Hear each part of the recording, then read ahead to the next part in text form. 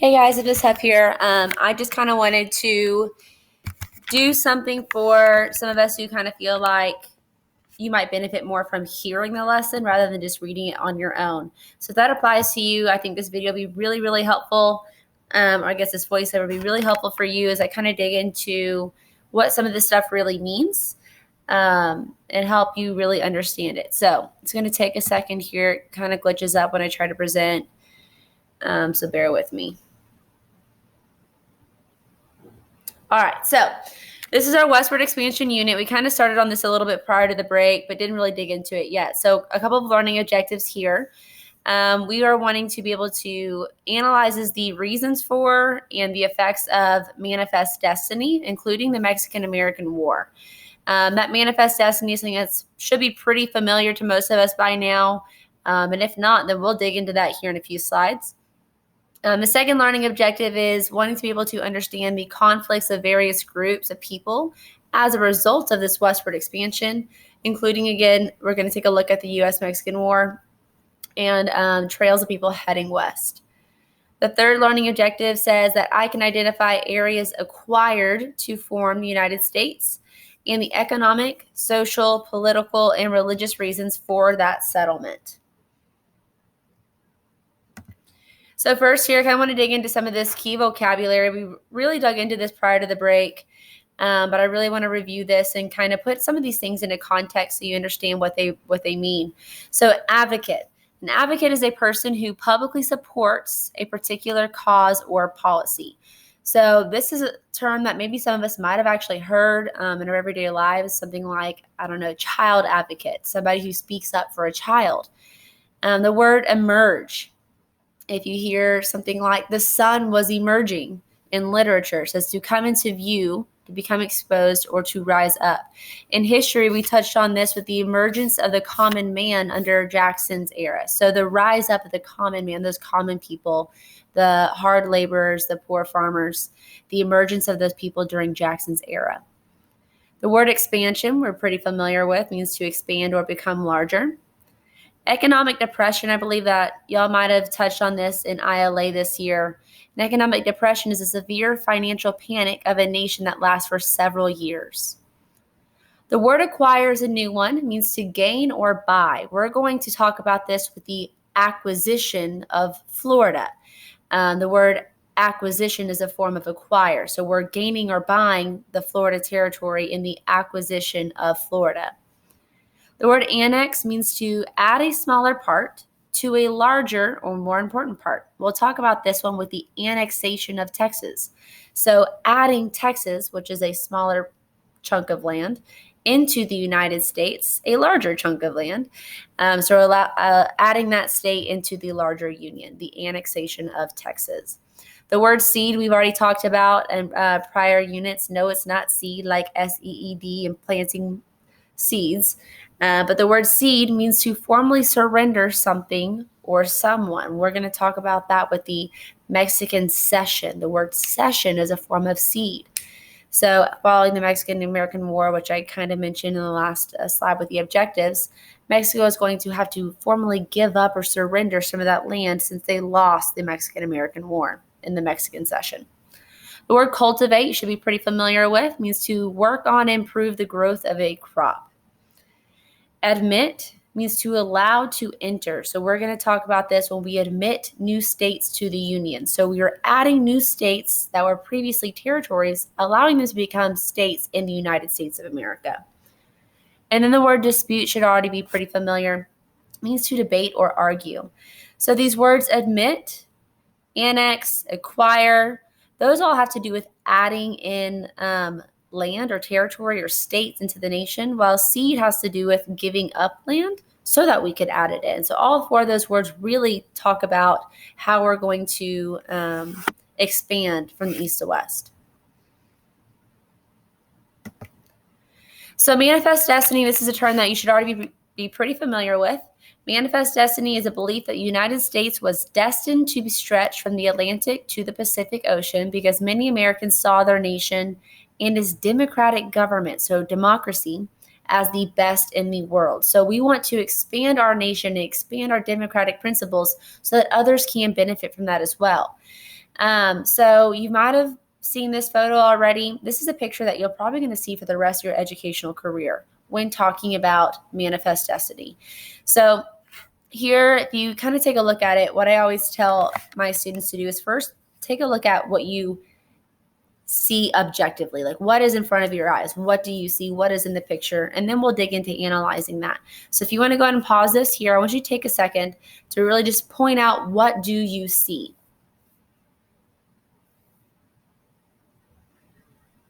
All right, so by now you should have already paused the video and taken a moment to think about it. So a couple of things that we see here, we see some lightness to the right, some lightness, that's a good word, some bright skies to the right and dark skies to the left. You see this angel here dressed in pure white. Maybe she's holding a Bible. We see some people heading west on carriages, but over here, we don't have carriages over here. We have what looks like people on horseback. So maybe that could be inferred as Native Americans. So as we move from the East Coast, where we're already established as a nation, we push further west. The goal of this picture is to basically explain how we are pushing the light into the Western territories. And we're allowing those democratic principles to expand into the West. In the meantime, they're also pushing out these Native people. But the main object of this picture is how, with America's growth to the West, they are allowing light to shine through. So manifest destiny was used to justify acquisitions. We talked about this, the gaining of territories of Western lands by any means possible. So when I say by any means possible, pretty much say this because within our manifest destiny, within our Western expansion, we're going to see some not so great ways as to how the United States came about these territories. So prior to this unit, some things that we've already learned about. So since the 13 original colonies, which we started along the Atlantic coast here, Great Britain ceded, so gave up its territory west of the Appalachian Mountains through the Treaty of Paris. So if you recall, back before the American Revolution, the Appalachian Mountains right here, we had colonists who started moving westward. But due to the French and Indian War, Great Britain said, yeah, no, sorry, you can't move past this boundary anymore. So re-pick up your lives and move back. And it hurt a lot of our colonists economically. And so a lot of our colonists were really angry over the fact that Great Britain was able to control where we lived, even though the king wasn't even over here, but he could dictate our everyday lives. So this was the land that ended up being one of our primary causes of the American Revolution. So over here it says, this was the land Great Britain did not let American colonists move past following the French and Indian War as a major cause of the American Revolution. Then we also talked about the Louisiana Purchase in 1803 through Thomas Jefferson, which doubled the size of the nation. And we kind of hit on this briefly in our previous unit. We have the Florida Cession, so giving up of. So Spain is going to cede or give up the Florida territory through the Adams-Onis Treaty under President James Monroe. That was our era of good feelings. And that was in 1819.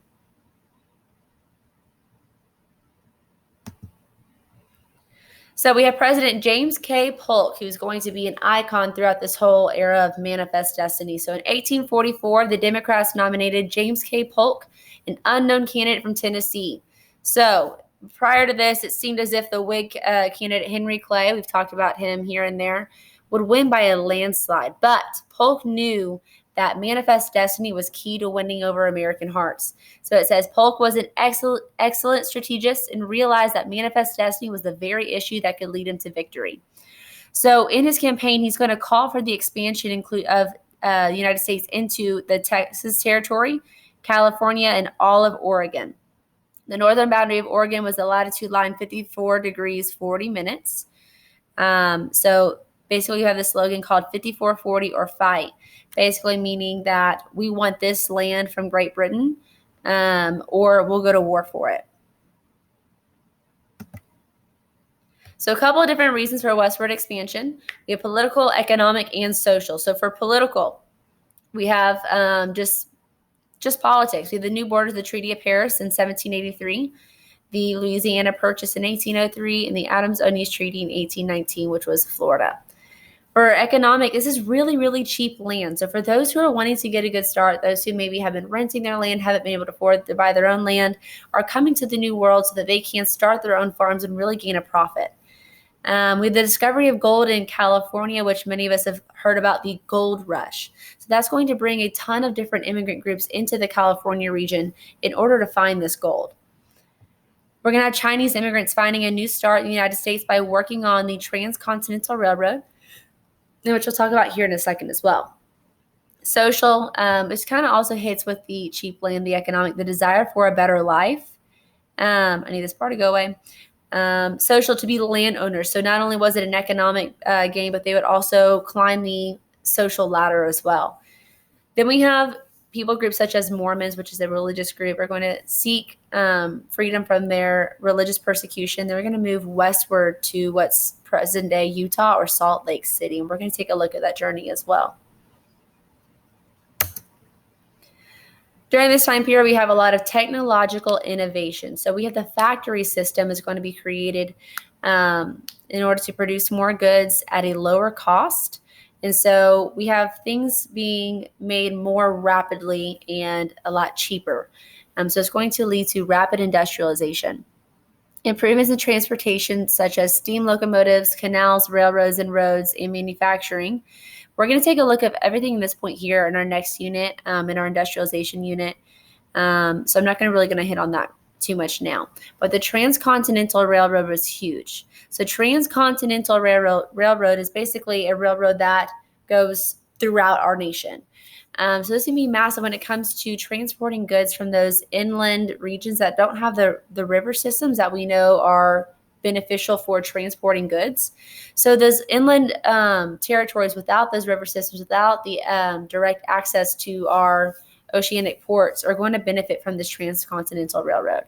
So it's going to stretch across the continent to increase trade and communication.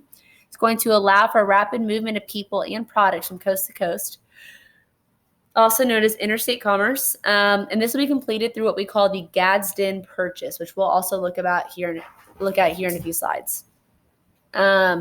Major immigration of the Chinese people are going to impact how this nation or this region develops as they come to help build the railroad.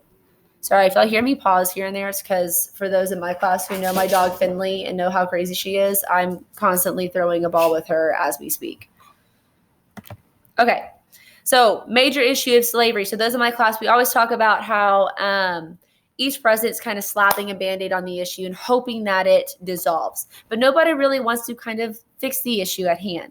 So we're kind of trying to maintain peace between the North and the South, but it really is starting to come to a boil. So with slavery, we're trying to balance the power between free and slave states as we're adding new states into the Union from Western territories. So we're going to have Texas entering in as a slave state and trying to maintain that balance by adding California as a free state. This is going to lead to the Compromise of 1850, which means that popular sovereignty, the rule of the people, will determine if a state is admitted as a free state or a slave state. And then we have this guy called Henry David Thoreau, who's going to write the essay called Civil Disobedience, which basically means that people have the right to disobey laws if they feel like they are unjust and that they don't feel like their conscience sits right with following those laws. So he's going to follow his example by refusing to pay this federal tax because he feels that this federal tax is funding the Mexican-American War, which allowed Texas to be added in as a slave state. So he basically says that I don't agree with why you're taking my money, like where my money is going, how it's being basically used to support slavery. So you're not going to take my money. He refused to pay the tax, spends time in jail for it, and is later going to serve an example for leaders such as Gandhi and MLK.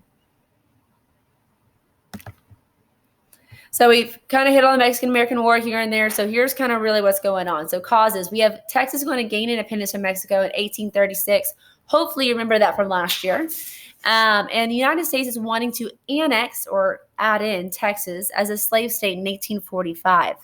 So just about 9 years later from Texas's independence. The United States is pretty much wanting to do so in order to expand slavery in the United States, which is why Henry David Thoreau was so upset with paying the tax for the Mexican-American War. And we have some borders disputes between the United States and Mexico. So all four of these things are the reasons why we lead into the Mexican-American War. And following the war, the United States is going to win and will be able to acquire lands through the Treaty of Guadalupe Hidalgo. Okay. Henry David Thoreau is going to write The Civil Disobedience, one of the major effects here. Basically, again, explaining that people have the right to disobey laws as an act of protest if they think that they are unjust. And we already touched on this here. So then we have the Mexican cession. That word cede we talked about means to give up. So the United States victory is going to force Mexico to give up this land through the Treaty of Guadalupe Hidalgo. So make sure that you're able to associate this Mexican cession with the Treaty of Guadalupe Hidalgo. It's going to expand the United States to the Pacific in 1848. So over here, you're going to see these pictures. I'm kind of hitting these regions, kind of cropping out this map as we go. We're going to see how it fits together, kind of like a puzzle here at the end. The Treaty of Guadalupe Hidalgo did not fully solve the tensions. So later on, down the line, we're going to have the Gadsden Purchase because we still have a few border disputes, a couple of things just left unsettled following the war. And that's just going to lead into the Gadsden Purchase in a few years. Oregon Territory. So in elementary school, you learned about the Oregon Trail. So that's exactly what this is here. So we have both Great Britain and America. Both are really kind of claiming this territory, kind of like how Great Britain and France did prior to the French and Indian War. The Treaty of 1818 is going to give a temporary fix, allowing them to share this land. But if you know that both Great Britain and France are both power hungry and land hungry, I don't think sharing is going to go over very well. So they're going to kind of trade off certain territories and allow one another to gain control of certain areas. So like this part over here, this is now current Canada. We gave that to Great Britain, while Great Britain will give this territory to us over here in 1818. So we have 1,000 American settlers who are going to head west on the Oregon Trail through these really harsh conditions. Basically, Polk is encouraging people to go over and live in the Oregon Territory and say, we just need to go ahead and outnumber them. And Polk will boldly declare to Great Britain that joint occupation, so that sharing of the land, is just going to end. Basically says that, we're sharing it now, but soon you guys are going to be kicked out of the Oregon Territory. British are confident that they could win if they went to war, but by 1846, because of this mass influx of people into the Oregon Territory, they were so well outnumbered, they knew that going to war was just going to really not go well for them. Clearly, history shows that Great Britain going to war with the United States does not end well for Great Britain. So Britain will compromise by splitting Oregon, again leading to that saying, the 54-40 or fight slogan from Polk's campaign. So we have this primary source here. This is going to be one of those things that's in your lesson notes. So it says, Friday, May 6th, Pleasant. We have just passed the Mormon graveyard. There is a great number of graves on it. The road is covered with wagons and cattle. Here we passed a train of wagons on their way back. The headman had drowned a few days before in a river called Elkhorn while getting some cattle across, and his wife was laying in the wagon quite sick, and children were mourning for a father gone. With sadness and pity, I passed those who perhaps a few days before had been well and happy as ourselves. We came 20 miles today.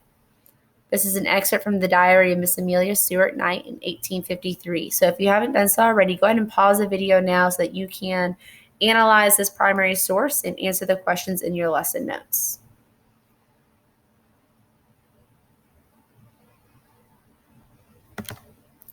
All right, so as we talked about the Gadsden Purchase, so following the Mexican-American War, we have the Mexican cession, but we still have some things that are left unsettled.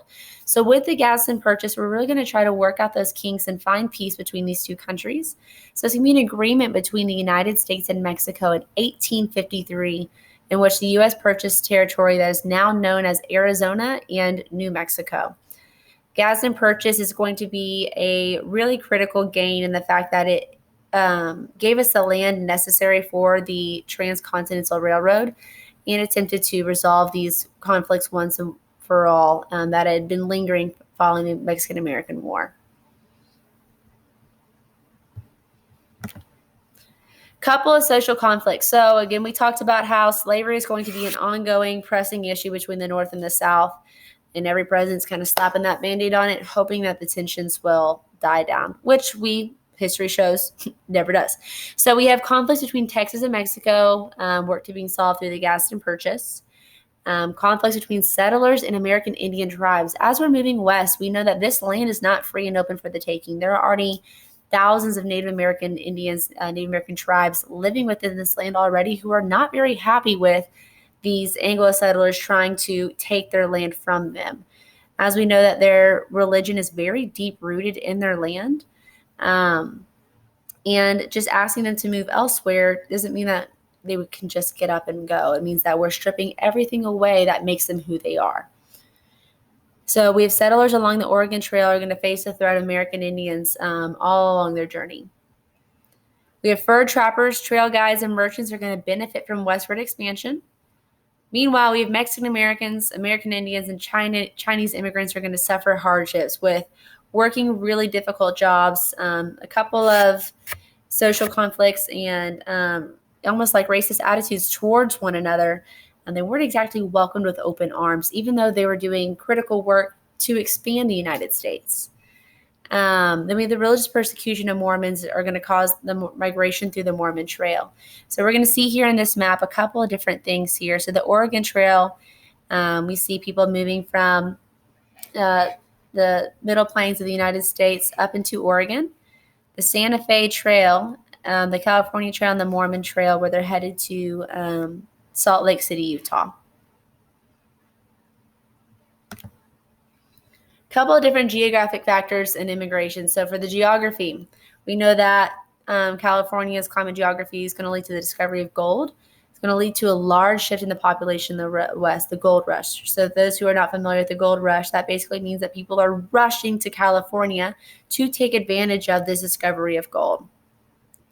Then the fertile lands of the Great Plains and the West Coast are going to attract settlers to get a hold of this free or just cheap land.